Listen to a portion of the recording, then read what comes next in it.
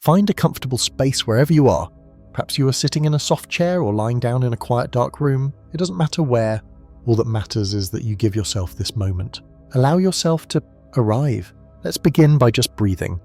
Let's take a slow, easy breath in through the nose, feeling the cool air, and hold it for just a second, and now a long, soft, slow breath out. Feel the tension begin to unknot. Feel the weight of the day, all of its tasks and worries begin to lift from your shoulders. Just let it drift away. Let the noise of the world outside, the sounds of traffic, the chatter, the notifications, let it all just fade into the background. This is our time. This is a space we are creating together. A space for quiet, a space for contemplation. There is nothing you need to do right now. There is nothing you need to solve or figure out or remember. Your only task is to be here, to be present. You are invited to simply rest, to join me on a gentle journey. We are stepping away from the rush, from the endless streams of information, from the demands on our attention. We are stepping into a different kind of time, cosmic time, still time. Tonight we are creating a small island of peace just for us, a place where we can rest our minds and open our hearts to the immensity that surrounds us. So settle in. Let your body grow heavy, supported and relaxed. Close your eyes if that feels right for you. Feel the contact of your body with the surface beneath you. Feel secure. Feel still. We are about to begin our journey. Not a journey across space at millions of miles per hour, but a journey into space, into the deep, profound stillness that holds everything. Tonight we are doing something a little different. We so often look at the stars, don't we? We marvel at the breathtaking pictures from powerful telescopes, the vibrant colours of a dying star, the ghostly arms of a spiral galaxy. We count them, we measure their light, we name their constellations. We seek to understand them with our logic. But tonight, we're not just looking, we are going to listen. No, not with our ears. The vacuum of space in its vastness is almost perfectly silent. It is a quiet so deep we can barely imagine it.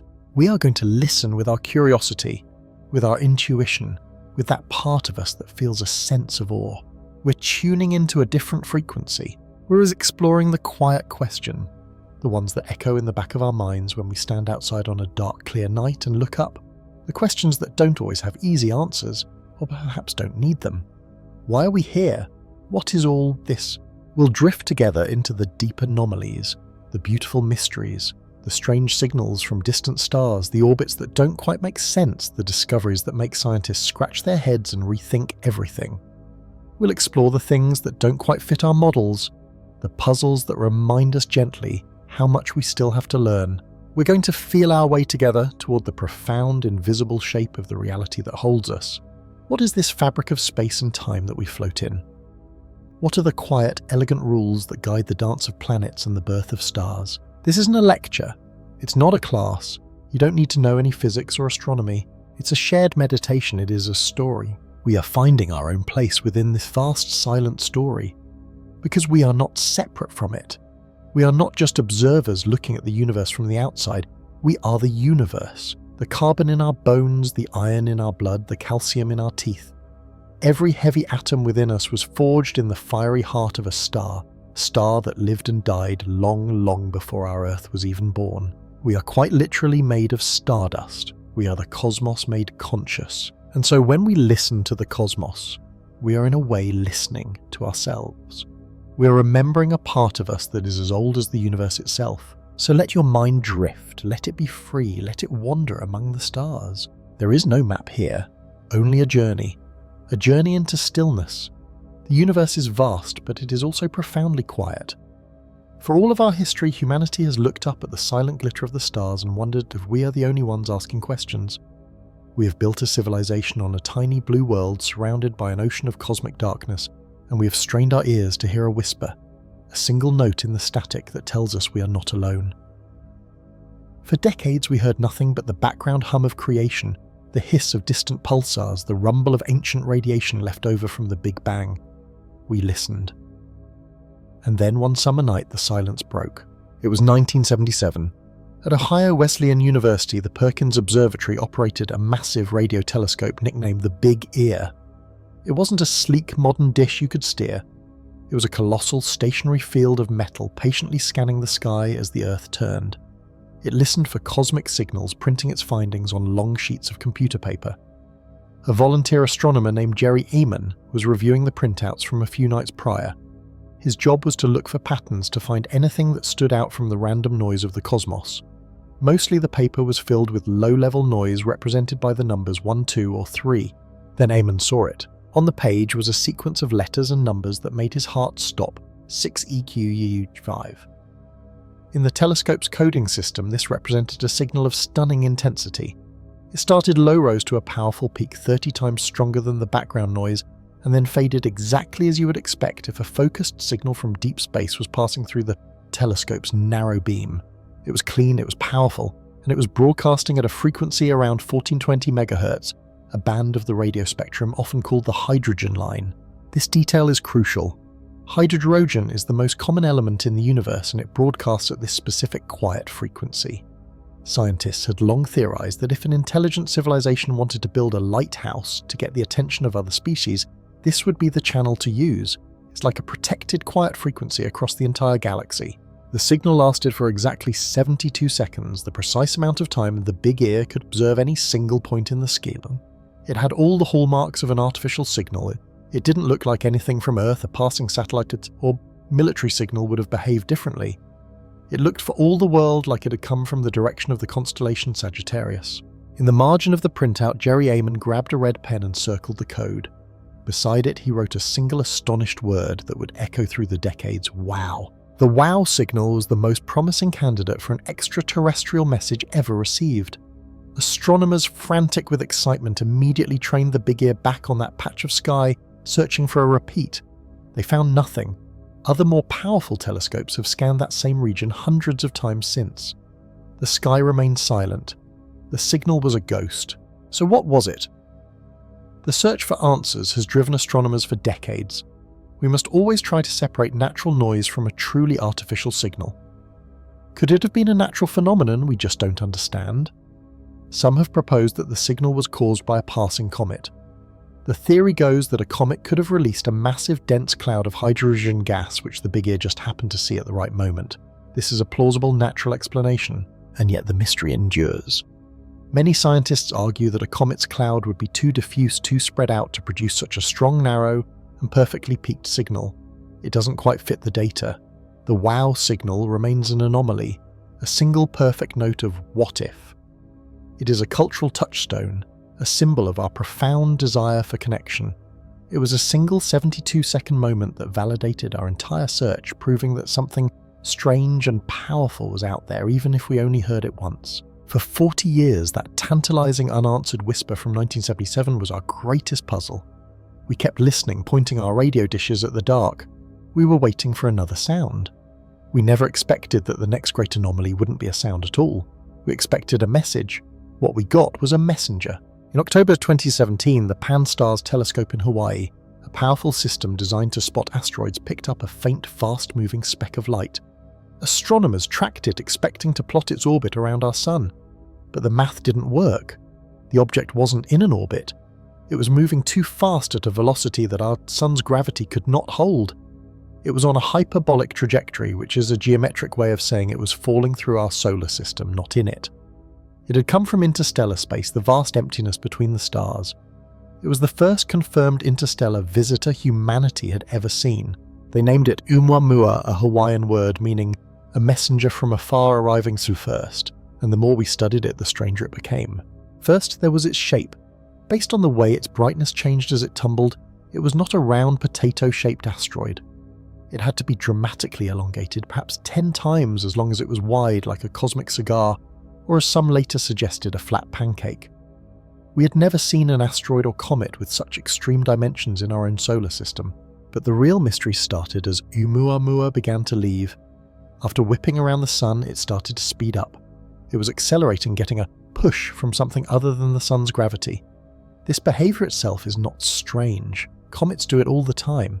Comets are dirty snowballs. As they near the sun, the ice turns to gas and dust shooting off in jets. This outgassing acts like a tiny rocket engine pushing the comet. But Oumuamua had no comet's tail.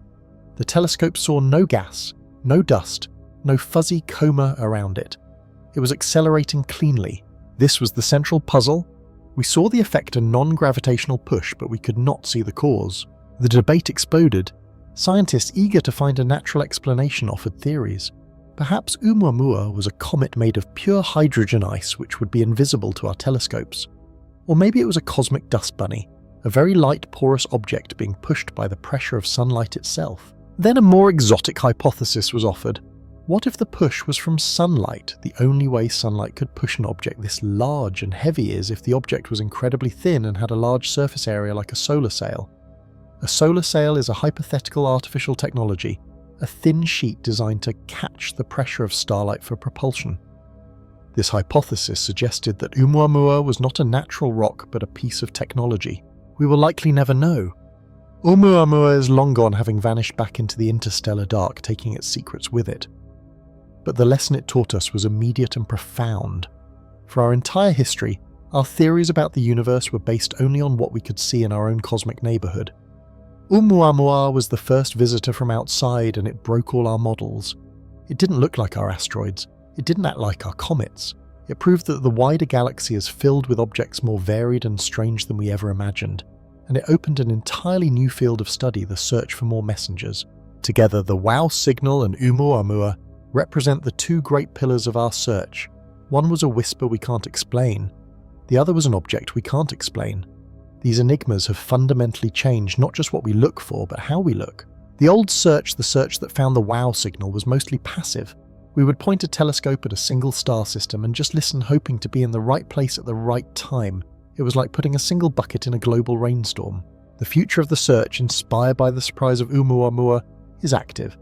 We are now building a new generation of telescopes like the Vera C. Rubin Observatory that will scan the entire sky every few nights. We will no longer wait for visitors to announce themselves. We will actively hunt for them. This creates a new challenge: data. These new surveys will produce an unimaginable flood of information, billions of data points every single night. No team of humans could ever sift through it all. This is where artificial intelligence or AI becomes our most powerful partner. We are training machine learning algorithms to be our watchdogs.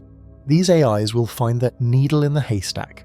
They will be programmed to spot the anomalies, the tiny specks of light that are moving strangely, the brief radio bursts that don't fit the pattern, the things that just don't belong. This technological shift is driven by a deep philosophical need. The WOW signal and Oumuamua are reminders that the universe is not a static, predictable museum. It is a living, dynamic, and mysterious place.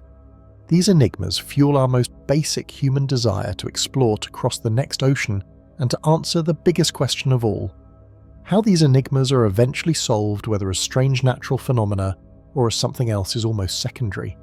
The real value is in the search itself, a search that pushes our technology, expands our imagination, and forces us to look up from our small world at the great whispering deep around us. A. Einstein's canvas, curvature and gravity. For centuries, our understanding of the cosmos was guided by Isaac Newton. He gave us a powerful, elegant law that described how gravity works. He told us that two objects, an apple and the Earth, or the Earth and the Sun, pull on each other with a force related to their mass and their distance.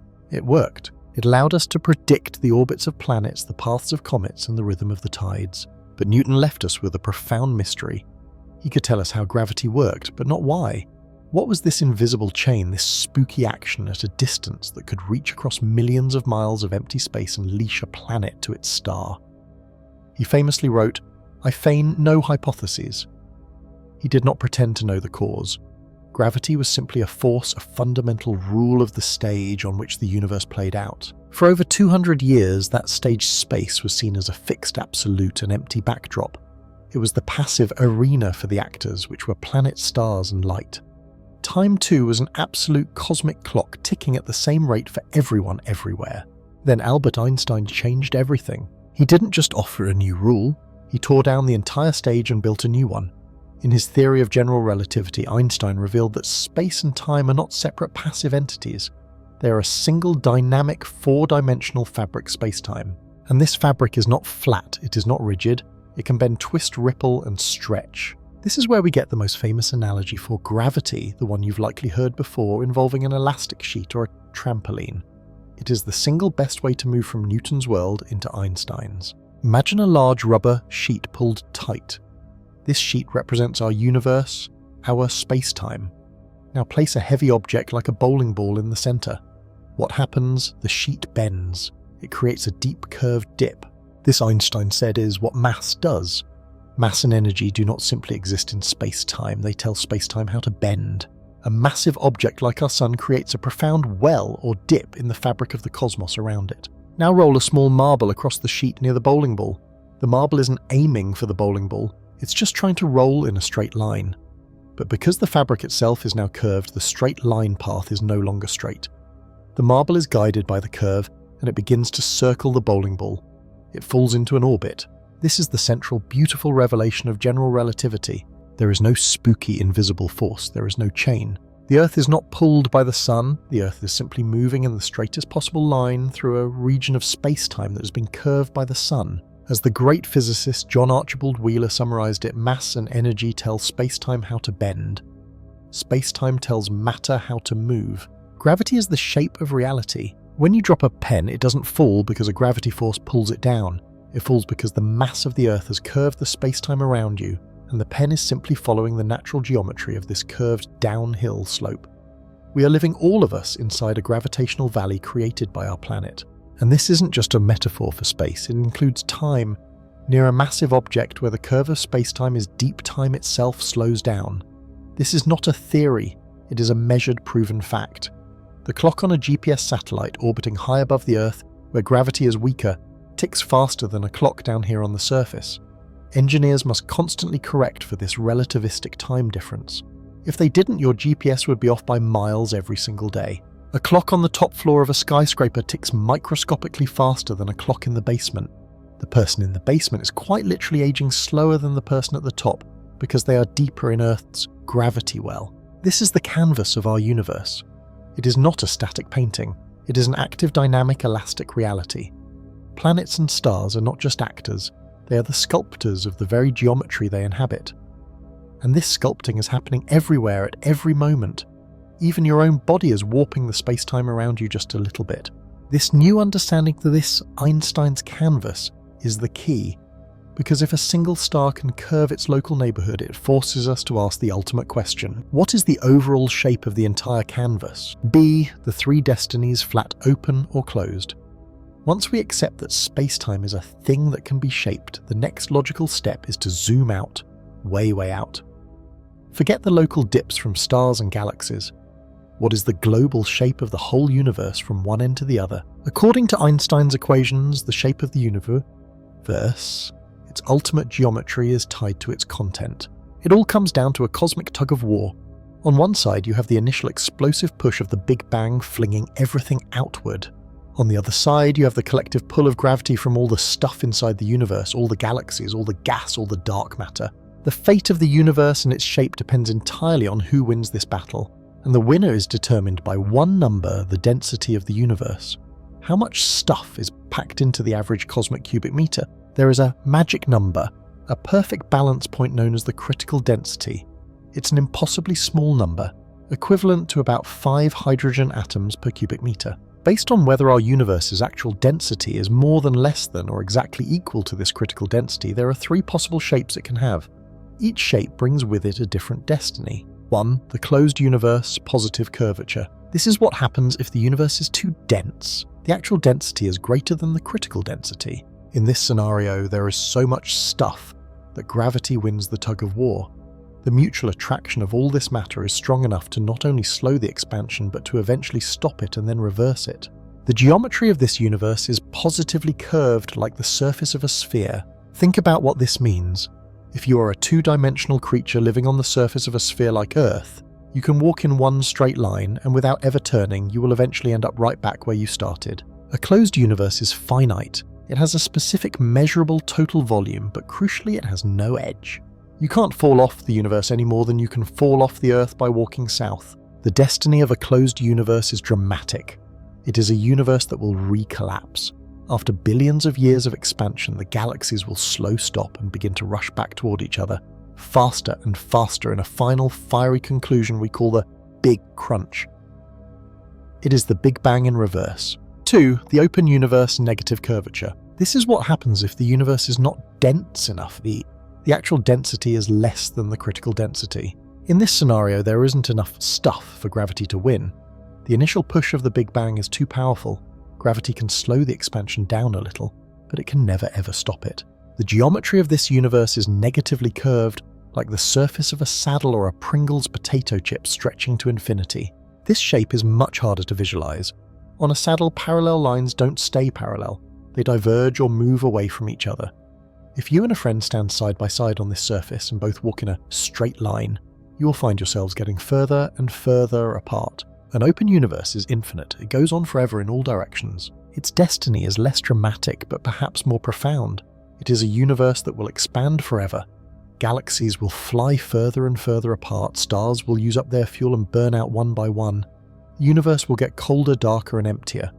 This fate is known as the Big Freeze, or the heat death of the universe.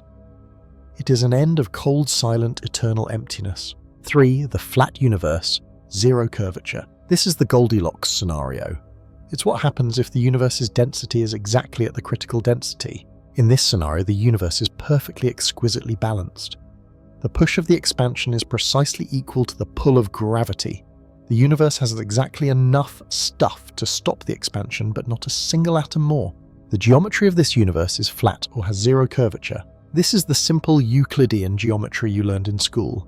It's the geometry of a flat sheet of paper. Parallel lines stay parallel forever. The angles of a triangle always add up to 180 degrees. Like the open universe, a flat universe is also infinite. Its destiny in this model is to expand forever, but to coast. The expansion rate would get slower and slower and slower over trillions of years approaching, but never quite reaching a complete stop. It too would end in a big freeze, just on a slightly different timeline than the open universe. For decades, astronomers were locked in a grand quest. Which one is it? Are we a sphere, a saddle, or a sheet? Are we destined for fire or for ice? To answer this, we had to find a way to measure the shape of everything. We needed to look at the entire canvas. We needed to see the dawn of time. See, the verdict from the dawn of time. How do you measure the shape of something that is infinite or so vast that it might as well be you can't just step outside of it and look? You have to be clever, you have to use geometry poorly. If you draw a triangle on a flat sheet of paper, its angles add up to 180 degrees. If you draw a triangle on a sphere, its angles add up to more than 80 degrees. Think of a triangle drawn from the North Pole down to the equator over a quarter of the way, and back up to the pole it has 3 90-degree angles. If you draw a triangle on a saddle, its angles add up to less than 80. We needed to find the biggest triangle in the universe, and we found one. The triangle we used involves just the observer and 2 points on the oldest wall we can see the cosmic microwave background, or the CMB. The CMB is the most important photograph ever taken. It is not light from stars or galaxies. It is the afterglow of the Big Bang itself. It's a snapshot of the baby universe taken when it was only 380,000 years old. Before this time, the universe was a hot, dense, opaque fog, a plasma. After this moment, it cooled just enough for atoms to form, and the universe suddenly became transparent. The light that was trapped in that fog was set free, and it has been travelling across the cosmos ever since. Today, that first light washes over us from every direction in the sky, cooled by 13.8 billion years of expansion into the microwave part of the spectrum.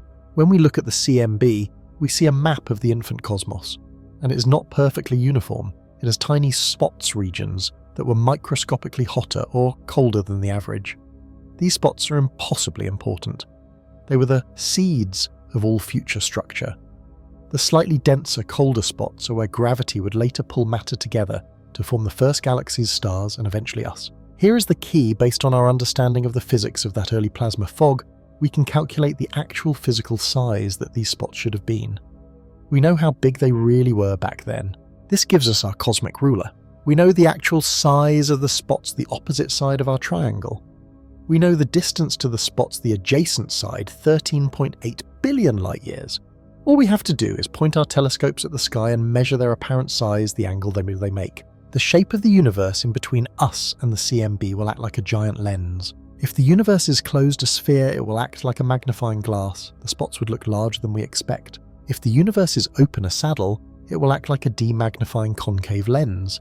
The spots would look smaller than we expect. If the universe is flat, the light will travel in straight lines. The spots will look exactly the size that our calculations predict. In the 1990s and 2000s, satellites like WMAP and Planck stared at this ancient light for years, measuring the size of those spots with breathtaking precision. The verdict came in and it was stunning. The spots were a perfect match. They were exactly the size they said they were supposed to be. The answer is the universe is almost perfectly flat. To an accuracy of over 9%, our universe is not a sphere and it is not a saddle. It is a vast, infinite flat plane. The geometry we learned in high school is the geometry of the entire cosmos. This was a triumph, but it immediately created a profound new enigma. If the universe is flat, it means its density must be at the critical density. It must be perfectly balanced. A balanced, flat universe should be expanding but slowing down as it coasts toward a cold future. But just as we were discovering this, astronomers studying distant exploding stars, supernovae, found the exact opposite.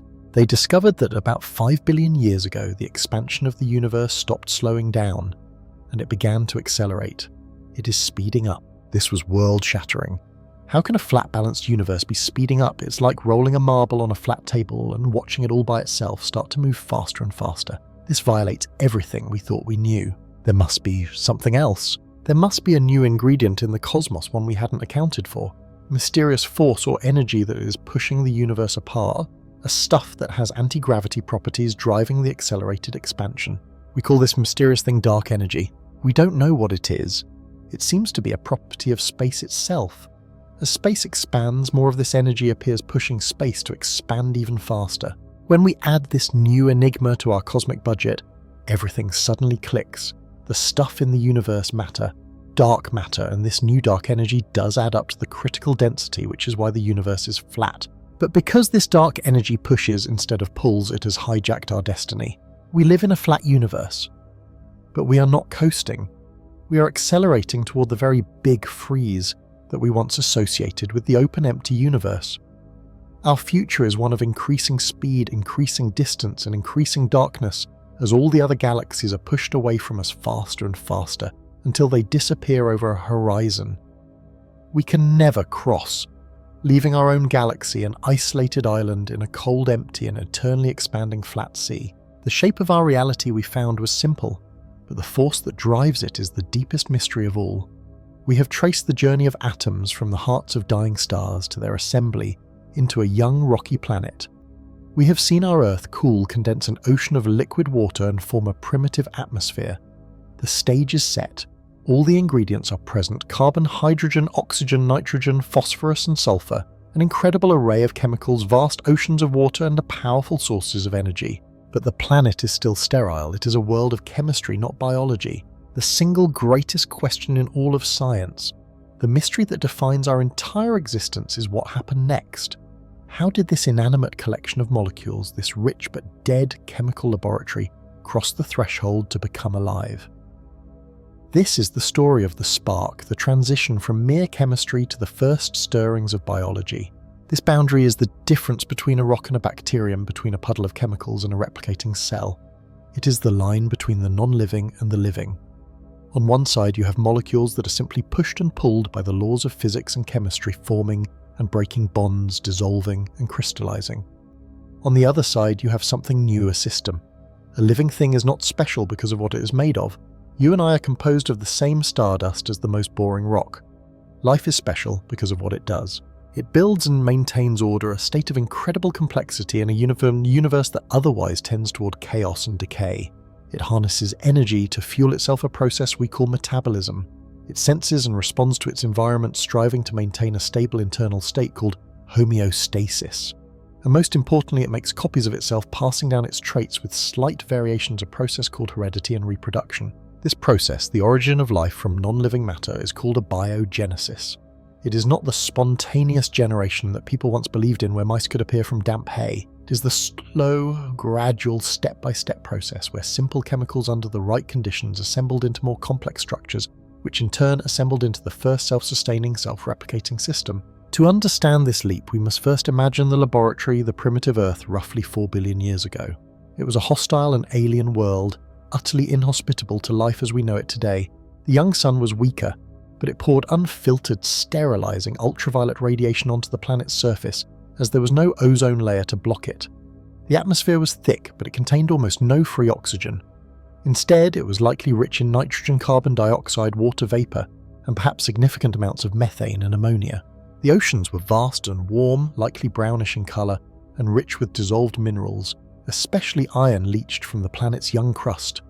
And there was energy everywhere. Lightning storms of unimaginable scale raged across the globe. Volcanoes, far more active than today, spewed superheated gases and chemicals from the planet's interior. This entire planet was a violent, energetic, churning chemical reactor. It was the perfect place to run an experiment. The question was, what would that experiment produce? For decades, the dominant idea was known as the primordial soup.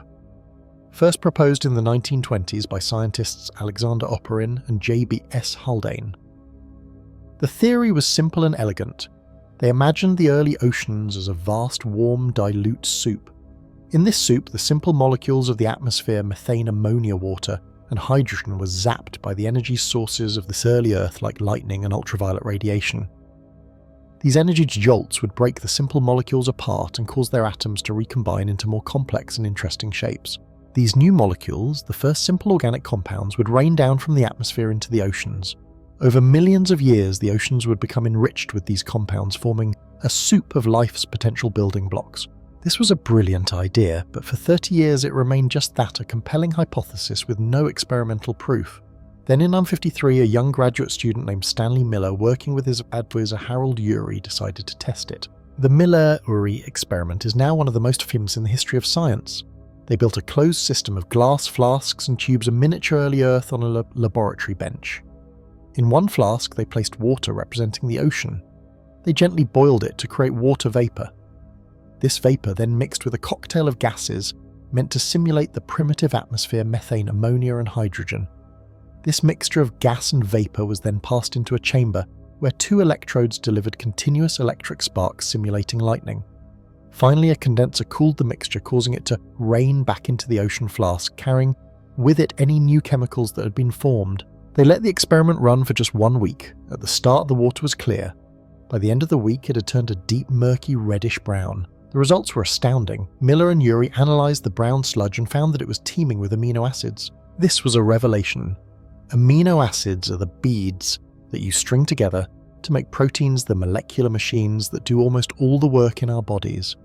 The experiment proved beyond any doubt that the fundamental building blocks of life could arise spontaneously from non-living chemicals under conditions thought to be common on the young Earth. The jump from non-life to life suddenly seemed less like an impossible miracle and more like an inevitable chemical consequence. But this triumphant discovery soon led to an even deeper puzzle.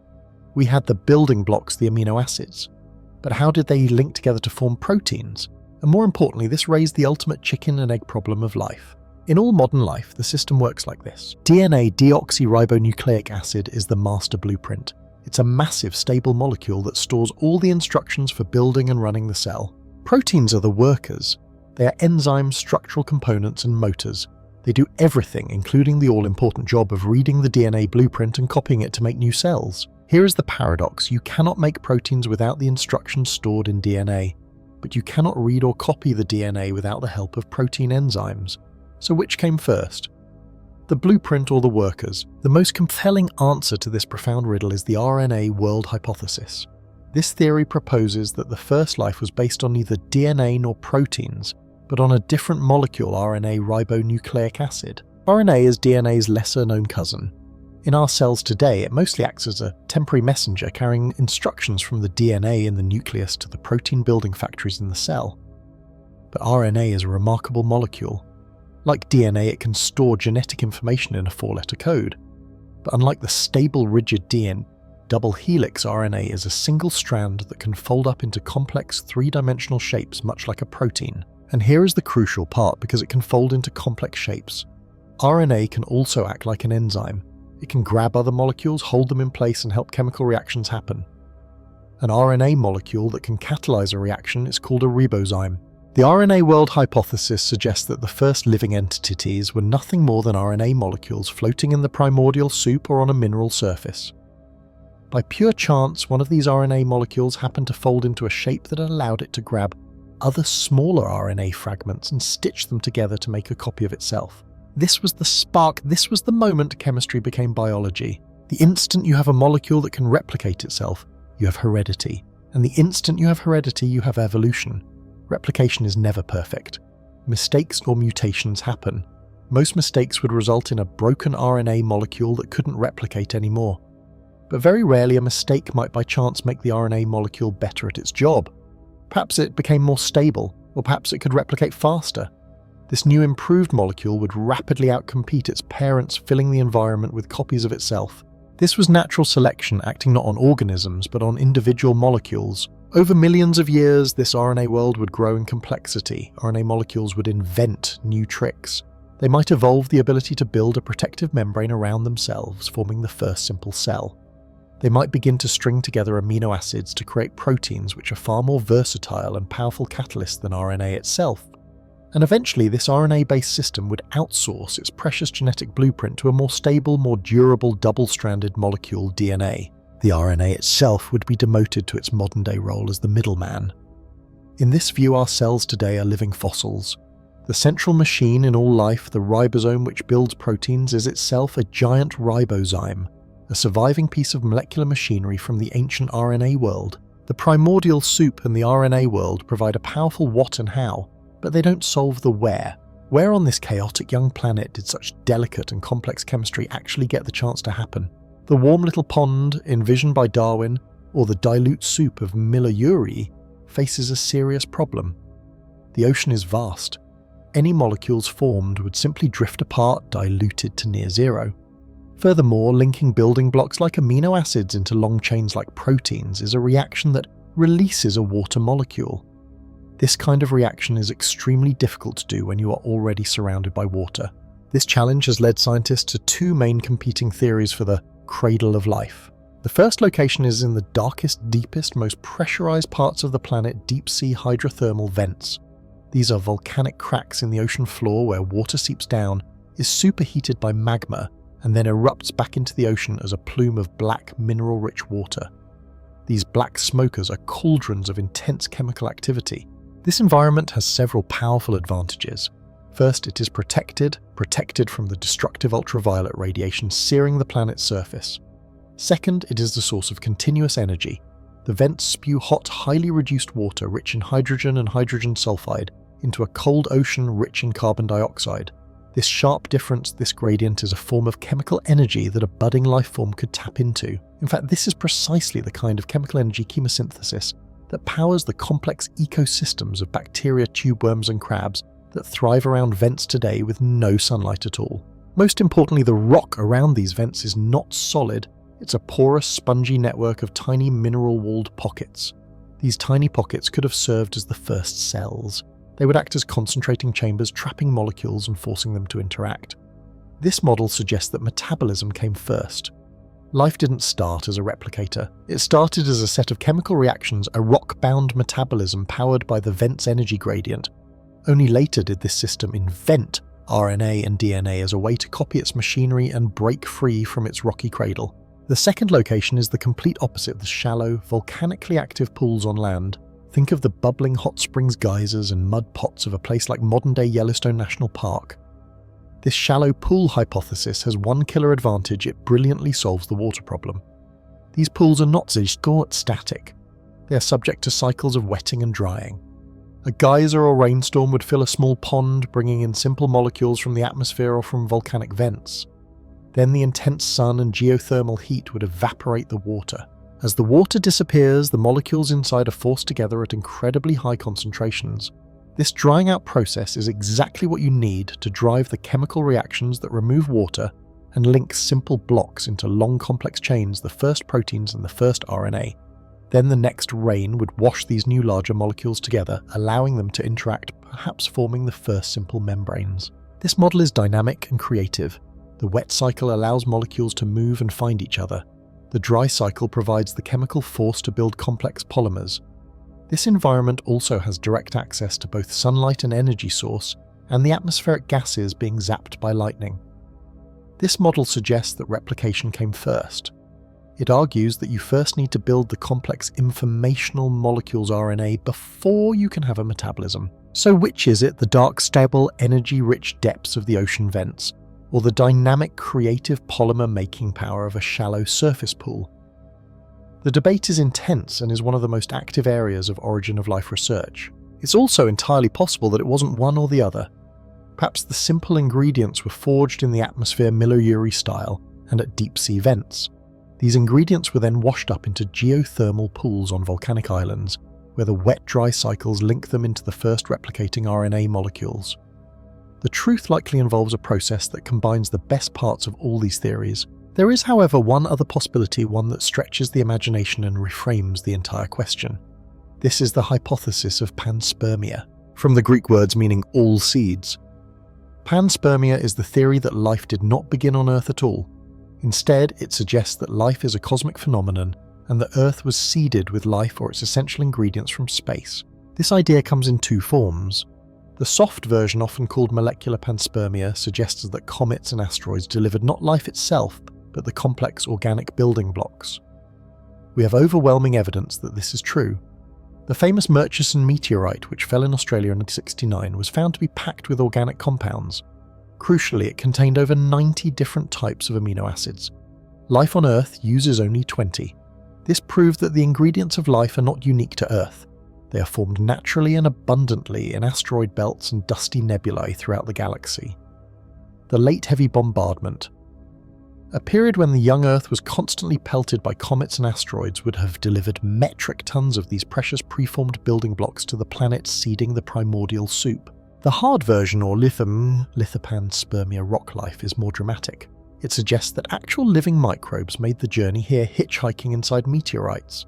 The scenario goes like this on another planet in our Raleigh solar system, perhaps an ancient watery Mars or Venus, or even a planet orbiting another star. Life began first. A massive asteroid impact on that planet blasted rocks from its surface into space. Some of these rocks carrying microscopic stowaways drifted through the solar system for millions of years before eventually crashing onto Earth. This once sounded like wild science fiction, but we now know it is plausible.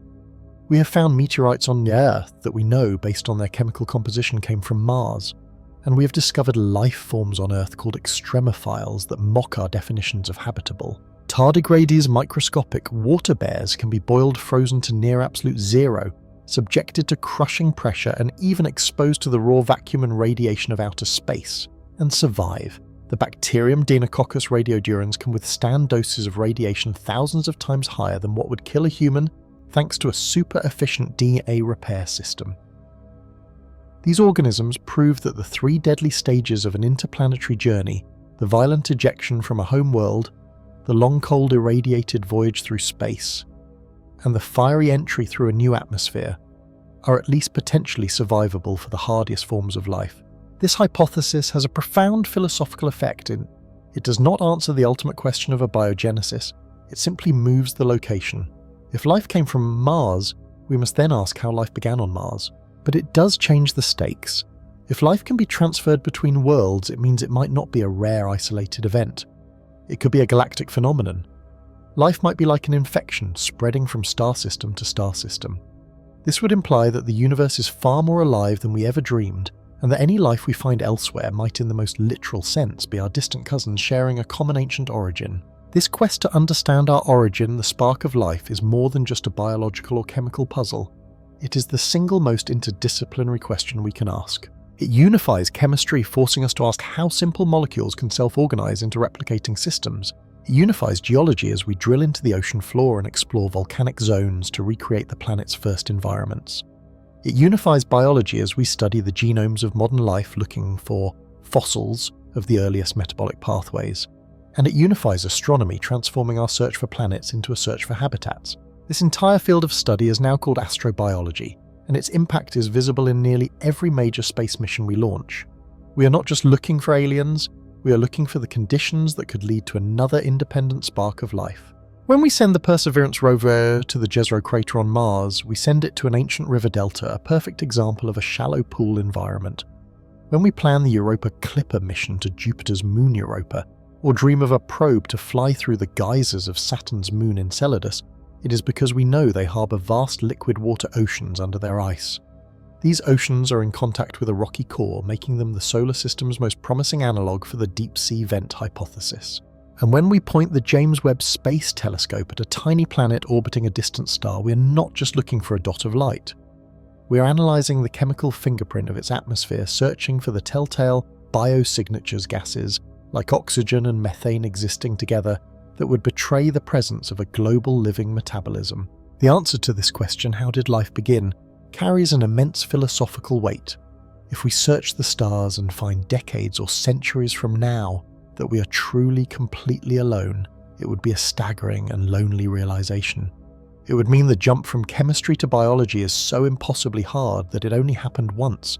It would place on us the profound responsibility of being the universe's sole custodians of thought and meaning. But if we find that the spark has ignited elsewhere on Mars in Europa's ocean or on a world light years away, it would be the single most transformative discovery in human history. It would tell us that life is not a miracle. It is a fundamental property of the cosmos. It would mean that the universe is not a cold, empty void, but a living, breathing system, and that we are just one small but curious part of its story. And so we turn our gaze from the what to the how. We have looked out upon the endless sea of galaxies, we have pondered the great silence, and we have felt the echo of our own beginning. But a part of us, the restless human part, always asks the next question. Can we go? Can we leave this cradle, this tiny blue island, and set foot on those far shores? This is the dream of interstellar travel. It is a dream etched into our stories, our science, and our very spirit. And yet the universe, while beautiful, is built on a scale that defies our ambition. It confronts us with a problem so vast, so fundamental, that it almost feels like a law. It is the tyranny of distance. Let us try just for a moment to truly feel this distance, not as a number, but as a barrier. Think of our nearest stellar neighbour, the very closest star to our own sun, Proxima Centauri. It's part of the Alpha Centauri system, a name that feels familiar, almost friendly. It is just over 4 light-years away. 4. The number sounds small, but a light-year is the distance that light itself, the fastest thing in the entire universe, travels in 1 year. It is a distance of nearly 6 trillion miles, or 9.5 trillion kilometres, and Proxima Centauri is 4 of them away. When we look at Proxima Centauri, the light that enters our eyes left that star 4 years ago. The star we see is always in the past. Now let's think about our best technology. Our fastest probes. The Voyager spacecraft launched in the 1970s are true pioneers. They have travelled for decades faster than any human has ever gone, and they are now finally slipping out of our sun's magnetic embrace, entering the cold, empty space between the stars. They travel at tens of thousands of miles per hour, a truly incredible speed for us. But at that speed, if Voyager 1 were pointed in the right direction, how long would it take to reach our nearest neighbour? The answer is not 1,000 years, it is not 10,000 years, it is more than 70,000 years. 70,000 years? Let that number settle in. The entire span of recorded human history, all our empires, our art, our wars, our progress is only about 5,000 years old. The first human ancestors left Africa perhaps around 70,000 years ago.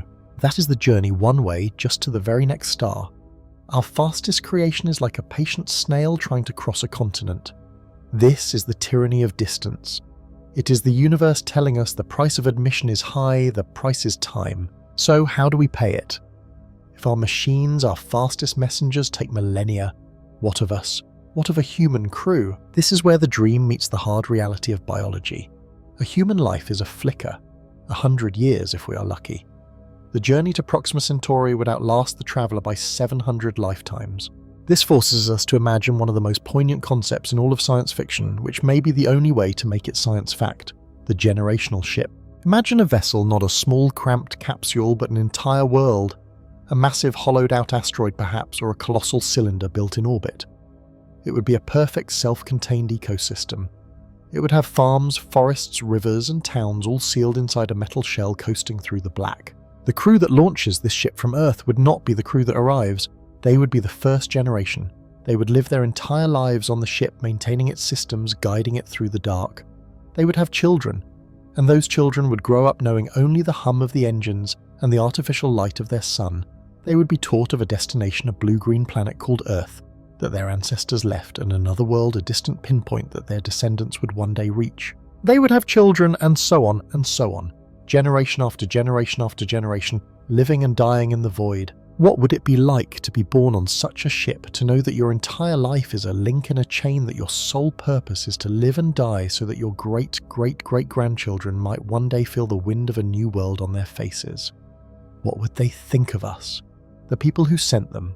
Would they see us as brave visionaries or as tyrants who condemn them to a prison in the dark? This is the human cost, the challenge of time and biology, the psychological weight of living in a closed system, drifting for thousands of years with no escape. It is a profound, almost spiritual challenge. We can design engines, but can we design a society that can survive such a journey with its sanity, its humanity intact? The void is not just empty, it is a wall built of time. This is the problem. A wall so high it seems insurmountable. And yet, it is in our nature to look at a wall and wonder, how do we climb it? Humanity's answer has always been ingenuity. If the wall is too high to climb, perhaps we can build a machine to fly over it. Or perhaps we can find a way to dissolve the wall itself. If we cannot outlast the journey, we must shorten it. We must go faster. Not just a little faster like a new model car, we must go impossibly faster. We must break the bonds of conventional travel and begin to dream of technologies that border on magic. The first and most beautiful of these dreams is to ride on the light itself. Imagine a sail. Not a canvas sail billowing in the wind, but a sail of glittering ultra-thin reflective material kilometers wide, but thinner than a human hair. This is a solar sail. It has no engine. It carries no fuel. Its wind is the sunlight itself. Light, as we know, is made of photons. And while photons have no mass, they have momentum. When a photon bounces off a mirror, it gives it a tiny, tiny push. One photon is nothing. But the sun emits a torrent of them, an unimaginable number every single second. In the vacuum of space with no air resistance, those tiny continuous pushes add up. A craft with a solar sail would be the ultimate patient traveller. It would start slowly unfurling its great shining sail. The gentle constant pressure of sunlight would push it. At first, the acceleration would be imperceptible, but it would be constant. Day after day, week after week, it would pick up speed. Unlike a rocket which fires for a few minutes and then coasts, the solar sail always accelerates. Given enough time, a solar sail could reach speeds that dwarf our chemical rockets, 10%, maybe 20% of the speed of light. This is the idea behind projects like Breakthrough Starshot. The plan is not to send a massive ship, but a fleet of tiny ones, thousands of nanocraft, each one no bigger than a microchip, each one attached to a tiny brilliant sail.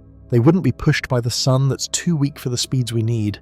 They would be pushed from Earth, an array of 100 million powerful lasers on Earth, all focusing their lighter beam of pure energy onto one of these sails. The force would be immense. The plan is to accelerate these tiny probes to 20% of the speed of light in just a few minutes. 20% of the speed of light. At that speed, the journey to Proxima Centauri is no longer 70,000 years. It is 20, a single human lifetime. Suddenly, the wall doesn't seem so high. We could send a probe and the person who launched it could still be alive to see the first pictures it sends back. But this is for a tiny chip. What about us? For that we need a bigger push. We need to harness the power of a star. We need fusion engines. Fusion is what our sun does. It takes light elements like hydrogen and crushes them together under immense gravity and heat to create helium. In the process, a tiny amount of mass is converted into a colossal amount of energy. A fusion engine would be a star in a bottle.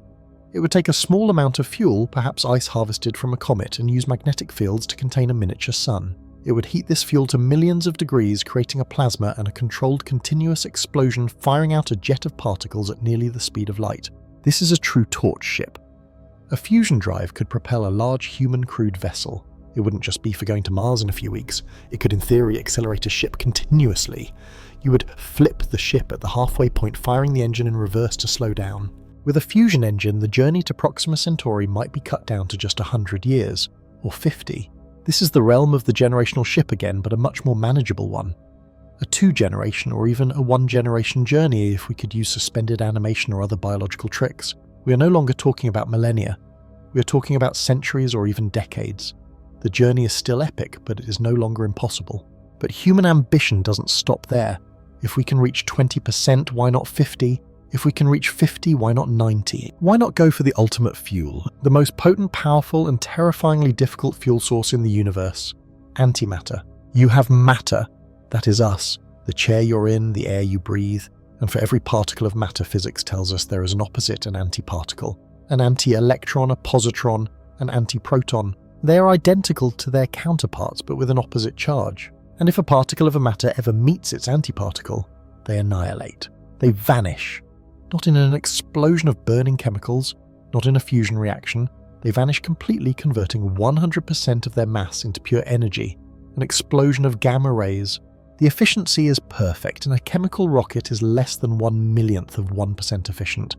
A fusion reaction is about 0.7% efficient. An antimatter reaction is 100% efficient. A single gram of antimatter, annihilating with a gram of matter, would release the energy of a large nuclear bomb. A water bottle's worth could power a continent. A briefcase full could propel a starship to near light speed. This is the ultimate fuel, but it is also the ultimate challenge. The universe, for reasons we still don't understand, seems to have a preference for matter. There isn't just free-floating antimatter waiting for us to scoop it up. We have to make it. We can mode to this in our particle accelerators. We smash particles together, and for a fraction of a second an antiparticle is born. But the cost is staggering. To create 1 gram of antimatter with our current technology would require all of humanity's energy production running for longer than the age of the universe. And then you have to store it. How do you hold something that explodes the instant it touches anything? You would need a perfect vacuum-sealed bowl bottle made of magnetic fields, ensuring not a single antiatom ever touched the container wall. If that containment field flickered for even a millisecond, the ship would be gone in a flash of hard radiation. And yet, the dream persists. A ship powered by antimatter could reach 90% of the speed of light, maybe more. The journey to Proxima Centauri would become a 5-year trip. The galaxy would open up. But even with this ultimate fuel, we hit a new wall, a wall built by Einstein himself. It is the Great Finale Barrier, the speed of light. It is not just a suggestion. It is not just the current record to be broken. It is a fundamental law of the cosmos. As an object with mass approaches the speed of light, its own mass begins to increase. Its inertia. It becomes harder and harder to push. The energy required to accelerate it further grows exponentially. To reach the speed of light, you would need an infinite amount of energy. It is the universe's final no. You cannot go this fast. But what if we cheated? What if we found a loophole? This is the dream of the warp drive. It is a concept, a piece of mathematics from a physicist named Miguel Alcubierre. It suggests a way to travel faster than light without ever moving faster than light. How? By not moving through space, but by moving space itself. Imagine space-time. The fabric of the universe is a sheet of rubber. The Alcubierre model says that if you had a source of negative energy, something exotic that we don't even know exists, you could create a bubble of space-time around your ship. This bubble would contract the space in front of you and expand the space behind you. You inside the bubble would be perfectly still. You wouldn't be moving at all. You wouldn't even feel any acceleration. But the bubble itself, this little wrinkle in the fabric of reality, would be surfing on a wave of its own making. And that wave, the expansion and contraction of space itself, has no speed limit. It is not your ship that is breaking the light speed barrier. It is the geometry of space that is carrying you. You could cross the galaxy in a week, arrive at a distant star, step out of your bubble, and you would not have aged a single extra day. It is a beautiful idea. It is right now pure mathematics, a fantasy built on a foundation of what if. But it is a dream that tells us that even the most fundamental laws like the speed of light might have loopholes, that the universe might be more clever than we are. And it needs to be, because even if we solve the problem of speed, we face one last terrifying set of barriers, the Great Walls. Even if we had a fusion engine or an antimatter drive, the journey itself is a voyage through a shooting gallery. The void of space is not truly empty. It is filled with cosmic radiation, high-energy particles from distant supernovas speeding through the galaxy. On Earth, our magnetic field and atmosphere protect us. On a decades-long journey, a ship's crew would be exposed to a lethal dose. We would need to surround the ship with massive shields, perhaps tons of water or rock just to keep the crew alive. And then there is the dust. At 10% of the speed of light, a simple speck of dust no bigger than a grain of sand is no longer a speck of dust. It is a bomb. It hits your ship with more the kinetic energy of a truck driving at highway speed. A small pebble that would be like a nuclear explosion. It would vaporize your ship instantly. The faster you go, the more dangerous the void becomes. The very speed you need to conquer the distance becomes your greatest enemy. This is the final sobering thought. The universe is vast, the journey is long, and the void is hostile. The laws of physics, from the speed of light to the energy cost to the danger of a simple grain of dust, all seem to be walls built to keep us home. They seem to be a challenge asking us one simple question. How badly do you want to go? A. The ghost particle. In the early 20th century, physicists were confronting the strange new world of quantum mechanics. While many old rules were being broken, two laws were held as sacred: the conservation of energy and the conservation of momentum. These laws stated very simply that in any interaction, the total amount of stuff energy momentum you start with must be the same as the total amount you end with. You can't just lose it.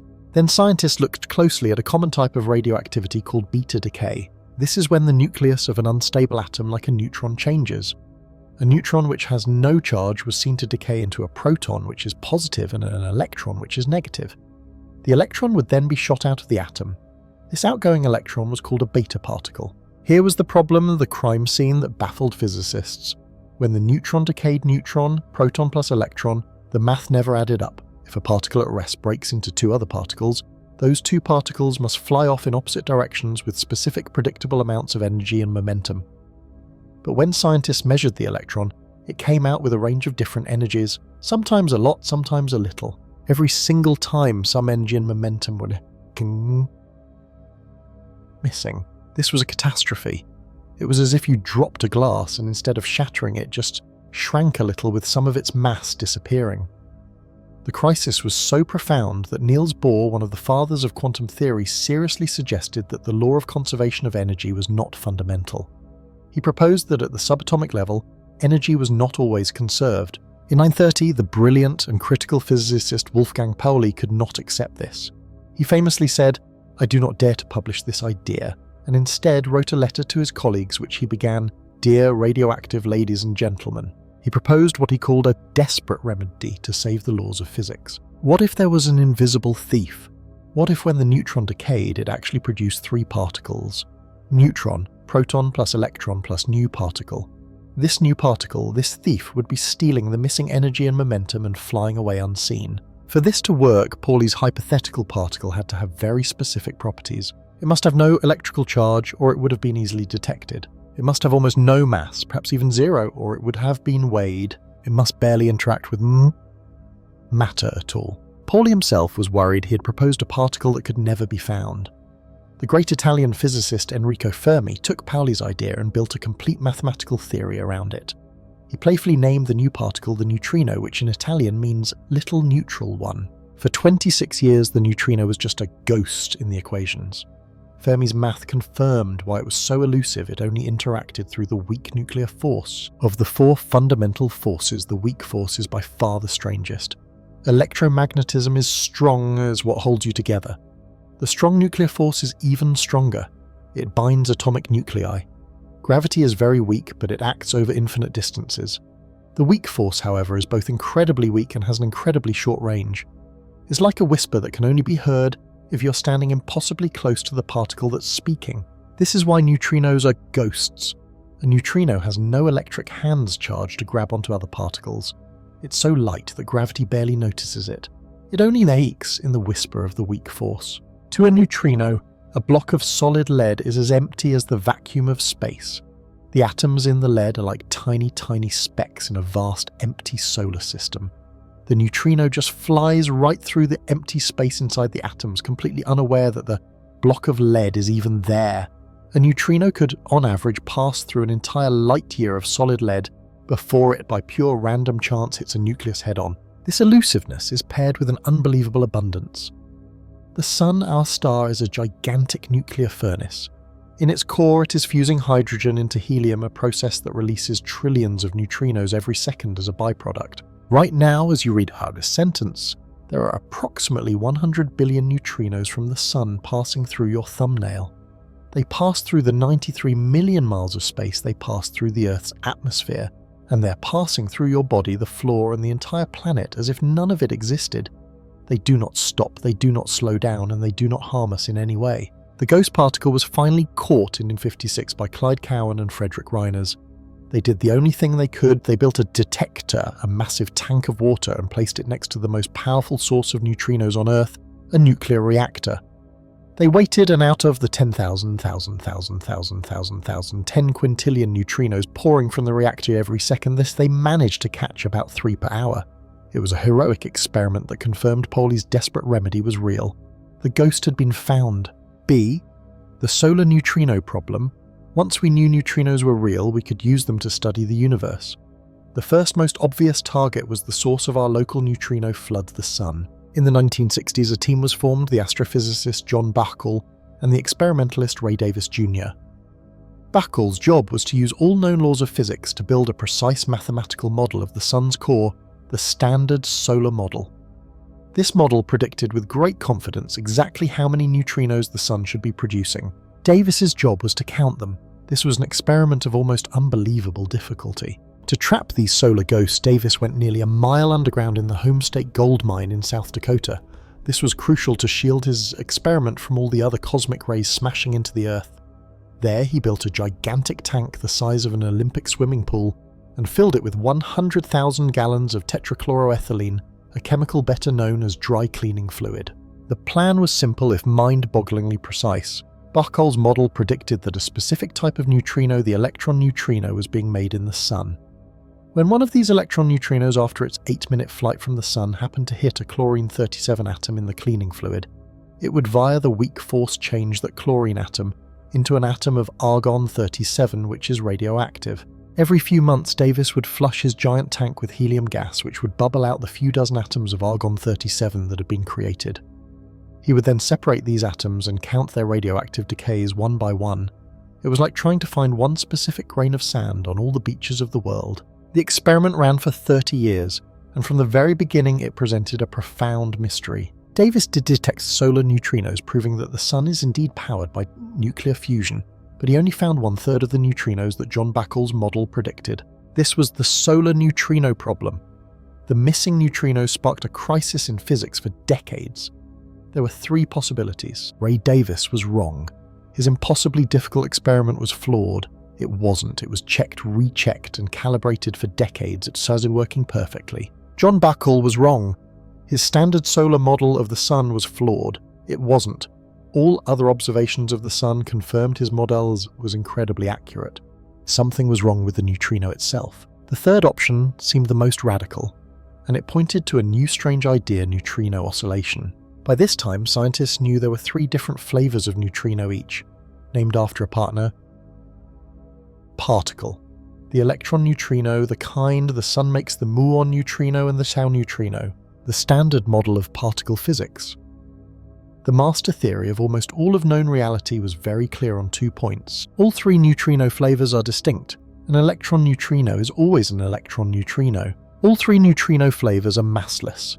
They have 0 mass, just like a particle of light, a photon. The solar neutrino problem forced physicists to question this. What if the standard model was wrong? The new theory of oscillation proposed this. A neutrino does not have a fixed identity. As it travels through space, it can change to oscillate between its different flavors. It is a quantum mechanical shapeshifter. This provided a beautiful solution to the mystery. The Sun's core only produces electron neutrinos, which is what Bacall calculated. But during their 8-minute 93 million mile journey to Earth, these neutrinos were oscillating. They were morphing, changing from electron to muon to tau and back again. By the time the beam of neutrinos reached Earth, it was a mixed beam containing all 3 flavors. Ray Davis's experiment in the Homestake mine was only sensitive to one of those flavors, the electron neutrino. He was only seeing 1/3 of the total, because the other 2/3 had shapeshifted into a disguised muon and tau that his detector couldn't see. The missing neutrinos weren't missing at all. They were just hiding in plain sight. This idea was so revolutionary that it needed its own proof. That proof finally came in 1998 from the Super Kamikan detector in Japan. It was able to observe neutrinos created in Earth's atmosphere changing flavor as they passed through the Earth's core to the detector. The implication of this discovery was one of the most important moments in modern physics. For neutrino oscillation to be possible, quantum mechanics dictates that there must be a slight difference in mass between the 3 neutrino flavors. And if there is a difference in mass, the masses themselves cannot be 0. This proved that neutrinos have mass. This may sound small, but it was a staggering revelation. The standard model. The most successful scientific theory in human history was built on the foundation that neutrinos were massless. The discovery of neutrino mass was the first definitive crack in the standard model. It proved that our theory of almost everything was incomplete. The ghostly particle, which was invented only to save a single law of physics, had returned 60 years later to show us that there was an entire unknown world of new physics waiting to be discovered. See Listening to the Cosmos. The discovery that neutrinos have mass opened a new door, but their original ghostly property is what truly makes them revolutionary as tools. We have spent centuries studying the universe by looking at light electromagnetic radiation from radio waves to visible light to gamma rays. But light is fragile, it gets blocked. Thick clouds of interstellar dust hide the center of our own galaxy from our optical telescopes. The dense, opaque core of a star where fusion actually happens is impossible to see. We only see the light that leaks from its surface thousands of years later. We cannot see the Big Bang itself. In the first 380,000 years, the universe was a hot, dense soup of particles that light was trapped in like light in a fog. Neutrinos, however, do not have this problem. They are the ultimate cosmic messengers. They fly straight out of the sun's core, reaching us in 8 minutes, carrying direct real-time information about the fusion within. They stream unbothered through galactic dust clouds. When a massive star dies and explodes in a supernova, the core collapse unleashes a blast of trillion of neutrinos.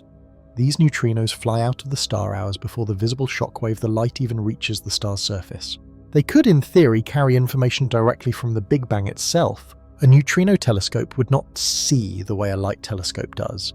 It would listen to the heart of the universe's most violent and hidden events. But the challenge is astronomical.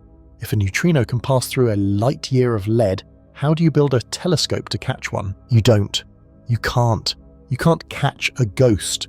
Instead, you build a trap so colossally massive that out of the trillions of neutrinos passing through it every second, you hope that one or two, by pure dumb luck, will smash into an atom. You need two things: a gigantic volume of a pure transparent substance like water or ice to be your target, a way to hide this massive target from all other noise like cosmic rays from space. This led to the creation of two of the most magnificent scientific instruments ever built. First, Super Kamio Kande. Deep inside Mount Akino in Japan, scientists hollowed out a cavern the size of a 15-story building. They lined this cylindrical cavern with 1,146 giant light-sensitive sensors called photomultiplier tubes. Then they filled the entire chamber with 50,000 tons of ultra-pure water. The water is so pure that it is constantly filtered to keep it clear, and it would leach minerals out of your skin. The entire detector sits in total darkness, a mountain of pure water waiting. A high-energy neutrino from space, perhaps from an exploding star, flies into the tank. Most pass right through, but just one might strike the nucleus of a water molecule H2O. This collision kicks a particle like an electron and sends it flying faster than the speed of light. This is not a typo, and it doesn't break Einstein's laws. Nothing can travel faster than light in a vacuum, but light slows down when it travels through water.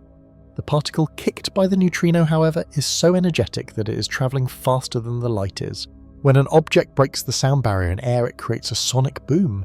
When a particle breaks the light barrier in a medium like water, it creates a photonic boom, a cone of faint blue light called Cherenkov radiation. This cone of blue light flashes through the dark water and hits the walls. The photomultiplier tubes see it not as a dot, but as a ring of light.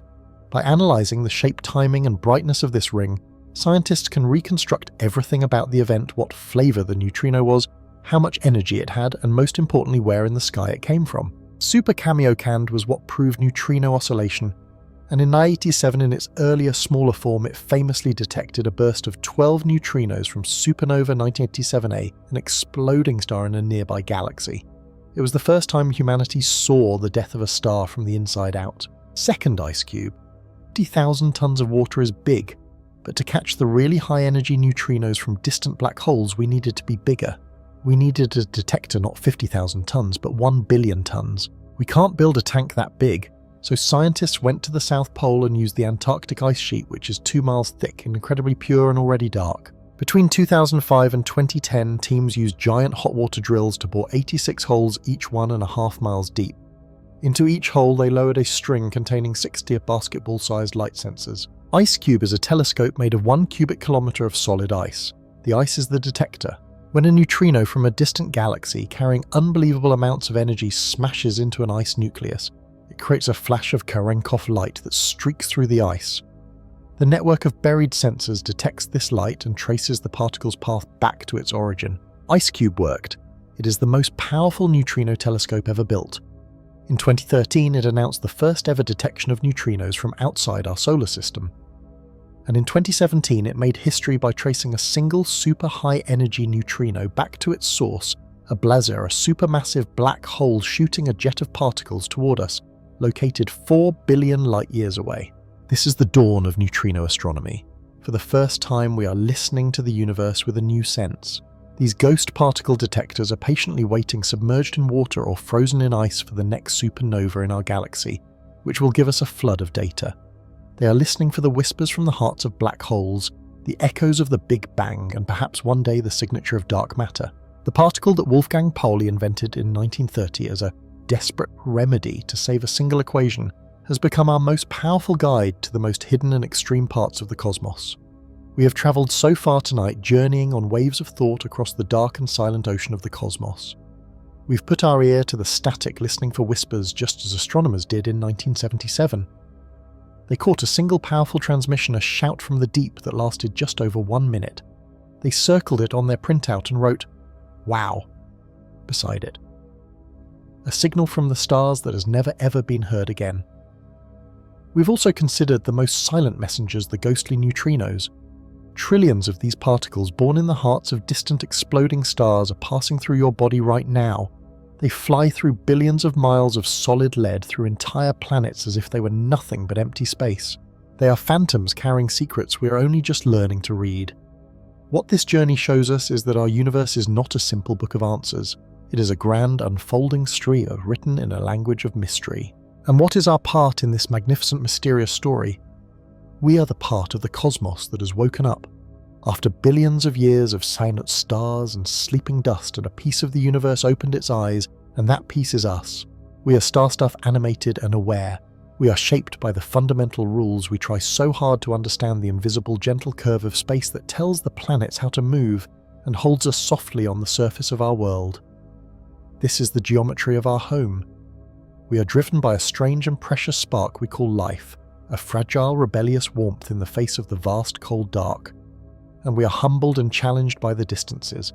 The sheer emptiness that separates us from the next star, the next island of light, is almost too large to imagine.